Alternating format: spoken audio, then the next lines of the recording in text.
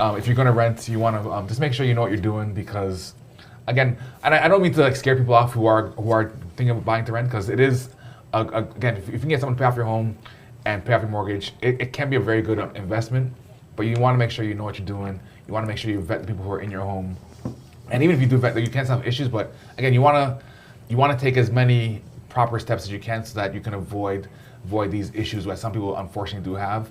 And again, I am kind of highlighting some of these things that do happen. And it's definitely not the norm. You have, I think, as for the most part, people want somewhere to live. They're gonna pay for their place, and they're gonna hopefully treat your place decently.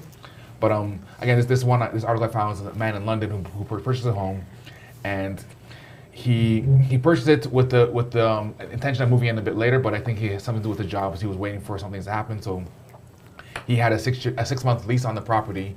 After 6 months, he was still kind of in between positions, so they agreed to go on a month-by-month basis.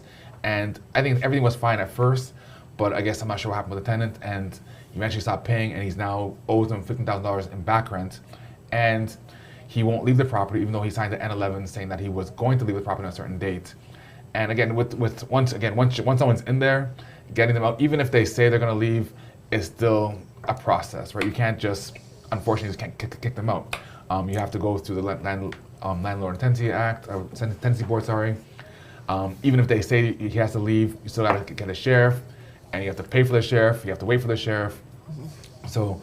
And right now, because of all the issues we had with COVID and basically the prohibition on kicking people out and making people pay rent and all these different things, it's a huge backup or a backlog, right? So unfortunately for this gentleman, he is right now fighting back and forth trying to get this person out, and basically paying a mortgage that he can't afford because he has to also pay rent for where he's living, and he's not collecting it's just a mess on all ends. So again, I'll basically just take your time. If you're well, right now it's kind of crazy times anyways all around the board. But if you do have the wherewithal to purchase a place to rent it out, just make sure you do your due diligence.